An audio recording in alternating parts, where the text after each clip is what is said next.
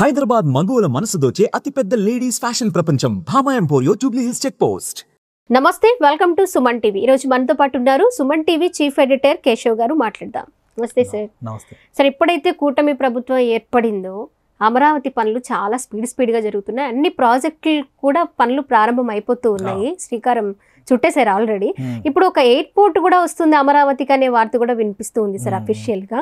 ఎలా చూడాలి? ఆల్రెడీ గన్నవరంలో విజయవాడ దగ్గరలో ఒక ఎయిర్పోర్ట్ ఉంది, మళ్ళీ అమరావతిలో ఒక ఎయిర్పోర్ట్ అంటే ఇది ఎలా చూడొచ్చు అంటారు? ఎప్పట్లో స్టార్ట్ అంటే అమరావతి అని కాదు కానీ ఆంధ్రప్రదేశ్లోనే ఎయిర్పోర్ట్ల సంఖ్య పెరిగేటువంటి అవకాశం ఉంది. ఓకే, అది ఏపీ గవర్నమెంట్ ప్రయారిటీ ఒక యాంగిల్ అయితే సెంట్రల్ గవర్నమెంట్ ప్రయారిటీ ఇంకొక యాంగిల్. ఎందుకంటే ఇది ఈస్ట్ కోస్ట్కి సంబంధించి చాలా కీలకమైనటువంటి పాయింట్. ఇటు తమిళనాడు నుంచి అటు కలకత్తా వరకు ఉన్నటువంటి బెల్ట్లో, పశ్చిమ బెంగాల్ వరకు ఉన్నటువంటి బెల్ట్లో ఆంధ్రప్రదేశ్ ఒక కీలకమైనటువంటి భాగం. విజయవాడ రైల్వే స్టేషన్ ఇప్పుడు కాదు, 100-150 ఏళ్ల క్రితం నుంచి కూడా ఒక కీలకమైనటువంటి జంక్షన్ పాయింట్. ఎందుకంటే మద్రాస్ టు కలకత్తా ఈ లింక్లో ఇది ఒక ముఖ్యమైనటువంటి పాయింట్. అదే తరహాలో ఇప్పుడు సెంట్రల్ గవర్నమెంట్ ఉడాన్ యోజన అని చెప్పని కొన్ని స్కీమ్స్ తీసుకుంది. 2-3 కేటగిరీస్ ఉన్నాయి అందులో. ఒకటి కార్గో రిలేటెడ్, తర్వాత civil aviation development, at the same time దేశ సైనిక అవసరాలకు తగ్గట్టుగా ప్రతి ప్రాంతంలో కూడా ఎయిర్ స్ట్రిప్లు, ఫుల్ కమర్షియల్ ఎయిర్పోర్ట్స్ రన్ చేయాలి అనేటువంటి ఒక ఆలోచన చేసింది. అందులో భాగంగానే 120 ఎయిర్పోర్ట్ల నిర్మాణానికి కొత్తగా ఈ సంవత్సరం బడ్జెట్లో కూడా ప్రపోజ్ చేశారు దాన్ని. ఓకే, సో ఆ కన్సిడరేషన్స్ వలన ఏపీలో ఎయిర్పోర్ట్ల సంఖ్య పెంచడానికి సుముఖంగా ఉంది. నాకు ఉన్నటువంటి సమాచారం ప్రకారం ఇప్పుడు ఉన్న ఎయిర్పోర్ట్స్ కాకుండా మరొక 5 ఎయిర్పోర్ట్లకి లైన్ క్లియర్ అయిపోయింది, అంటే గ్రీన్ సిగ్నల్ ఇచ్చేసింది. ఆల్రెడీ నెల్లూరు దగ్గర దగదర్తి ఎయిర్పోర్టు 2017-18లోనే క్లియరెన్స్ ఇచ్చారు. పనులు కూడా మొదలుపెట్టారు.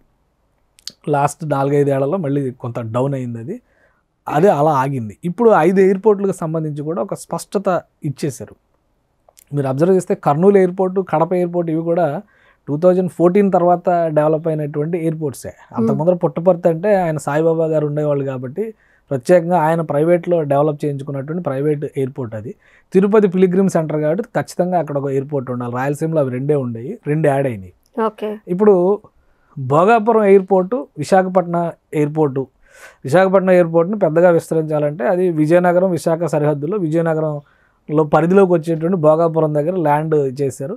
అల్లూరు సీతారామరాజు ఇంటర్నేషనల్ ఎయిర్పోర్ట్ అని పేరు కూడా డిసైడ్ చేసింది ఆంధ్రప్రదేశ్ ప్రభుత్వం. దానికి సంబంధించినటువంటి క్లారిటీ కూడా ఇచ్చింది. కాబట్టి ఈ అల్లూరు సీతారామరాజు ఇంటర్నేషనల్ ఎయిర్పోర్ట్ని 2026 నాటికి వినియోగంలోకి తీసుకురావాలనేటువంటి ఒక ప్రయత్నం ఆంధ్రప్రదేశ్ ప్రభుత్వం చేస్తుంది. ఇంకా చెప్పాలంటే మీకు రీసెంట్గా జిఎంఆర్ సంస్థ అది నిర్మిస్తుంది ఎయిర్పోర్ట్ని.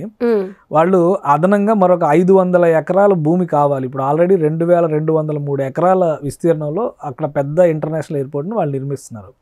మరొక 500 ఎకరాలు కనుక అదనంగా ఇస్తే కార్గో హ్యాండిలింగ్ యాక్టివిటీకి సంబంధించినటువంటి కన్స్ట్రక్షన్ కూడా చేస్తామని చెప్పాను. దాని మీద రాష్ట్ర ప్రభుత్వం ఒక మంత్రివర్గ ఉపసంఘం వేసింది. ఆర్థిక శాఖ మంత్రి పయ్యావుల కేశవ్ గారు ఆధ్వర్యంలో, తర్వాత రోడ్లు భవనాల శాఖ మంత్రి, వీళ్ళందరినీ పెట్టి వేసింది. బహుశా నిన్న మీటింగ్ అయింది దానికి సంబంధించి.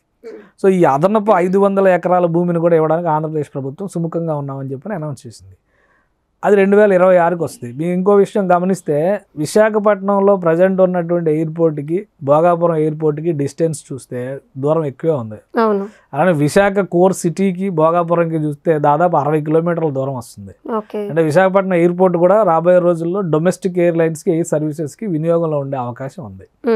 అదే తరహాలో తుని అమలాపురం మధ్యలో లేదా తుని కాకినాడ మధ్యలో ఒక ఎయిర్పోర్ట్ గురించి ప్రతిపాదన నడుస్తుంది. కాకినాడని విశాఖపట్నం తర్వాత సెకండ్ హబ్గా ఏపీ గవర్నమెంట్ ప్రయత్నాలు చేస్తుంది. ఇది ఎనర్జీ హబ్గా, గ్రీన్ ఎనర్జీకి సంబంధించి అక్కడ గ్రీన్ అమోనియాకి సంబంధించిన ఫ్యాక్టరీ పెట్టారు.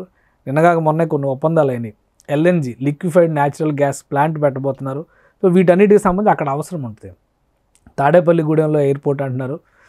విజయవాడకి ఆల్రెడీ గన్నవరం ఎయిర్పోర్ట్ ఉంది, దాన్ని విస్తరిస్తున్నారు. ఇటువైపు వచ్చి నాగార్జున సాగర్, ఆంధ్ర తెలంగాణ బార్డర్లో ఒక ఎయిర్పోర్టు, ఒంగోలులో ఒక ఎయిర్పోర్టు, ఇవన్నీ ప్లాన్ చేస్తున్నారు. సో ఈ క్రమంలో అమరావతి ఒక ఫ్యూచర్ సిటీగా డెవలప్ అవుతుంది కాబట్టి ఒక ఫ్యూచర్ సిటీకి ఒక అంతర్జాతీయ విమానాశ్రయం ఉండాలి అనేటువంటి ఒక ఆలోచన రాష్ట్ర ప్రభుత్వం చేస్తుంది. దానికి సంబంధించిన ప్రతిపాదన ఇప్పుడు కాదు, 2016-17లో మాస్టర్ ప్లాన్లో భాగంగానే ఈ చర్చ జరిగింది.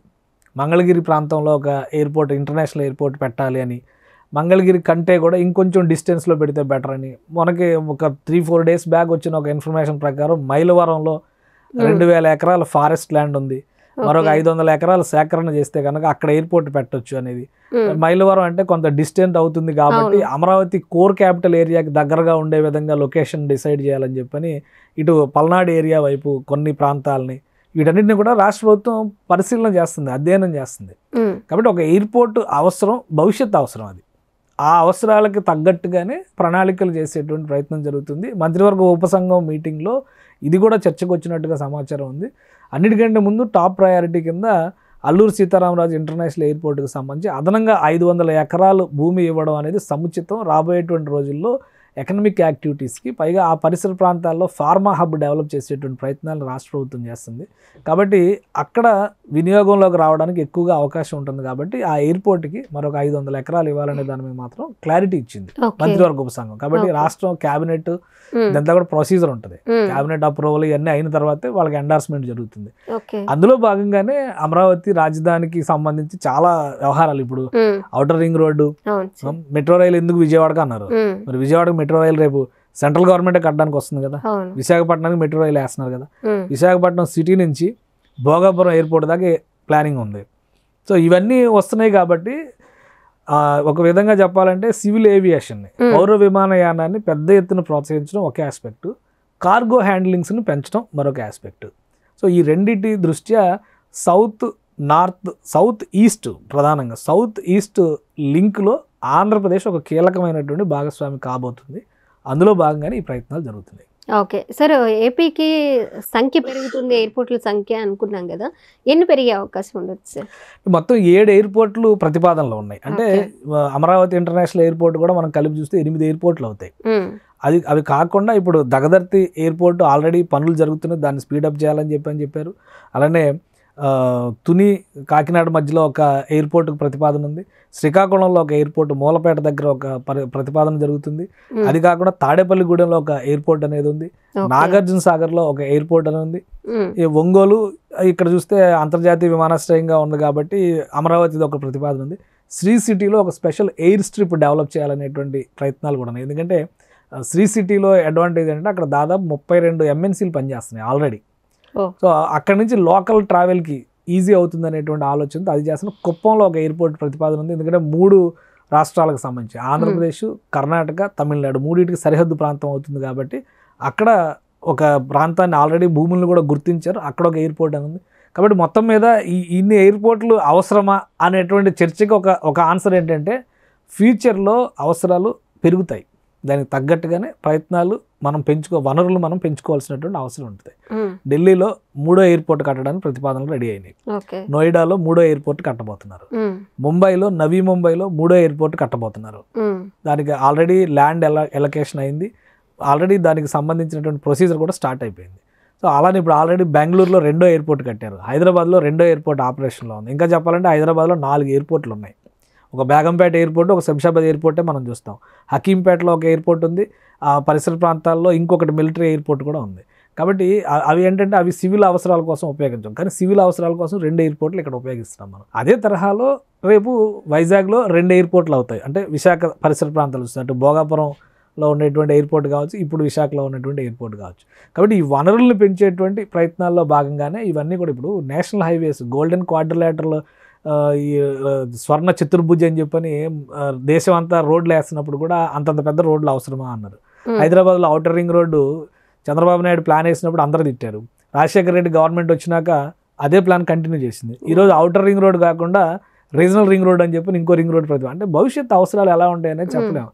ఔటర్ రింగ్ రోడ్ ప్రతిపాదన ఎప్పుడు చేశారు? 2002, 2003లో జరిగింది. 2004లో రాజశేఖర రెడ్డి వచ్చిన తర్వాత కన్స్ట్రక్షన్ మొదలైంది, 2008 కంప్లీట్ అయింది. ఇప్పుడు రీజనల్ రింగ్ రోడ్ అంటే hardly very short span of 15 to 20 years, 20 ఏళ్లలోనే మనం అంత పెద్ద విస్తరణ కళ్ళెదురుగా చూసినప్పుడు రేపు ఆంధ్రప్రదేశ్ అవసరాలు కూడా మారొచ్చు, మరింత విస్తారం అవ్వచ్చు. ఆ అవకాశాలకు తగ్గట్టుగా ఆంధ్రప్రదేశ్ రెడీ అవ్వాలి. కాబట్టి అందులో భాగంగానే ఈ ఎయిర్పోర్ట్ల అంశం పదే చర్చకు వస్తుంది. కేంద్ర ప్రభుత్వం కూడా సుముఖంగా ఉంది. దేశంలో 120 ఎయిర్పోర్ట్లు కట్టాలంటే కనీసం 5-6 ఎయిర్పోర్ట్లు తెచ్చుకోకూడదా ఆంధ్రప్రదేశ్కి? కానీ అందులో భాగంగానే ఇదంతా జరుగుతుందని మనం భావించాల్సి ఉంటుంది. Okay sir, thank you. Suman టీవీలో మీ పర్సనల్ అండ్ బిజినెస్ ప్రమోషన్స్ కోసం కింది నెంబర్కి కాంటాక్ట్ చేయండి.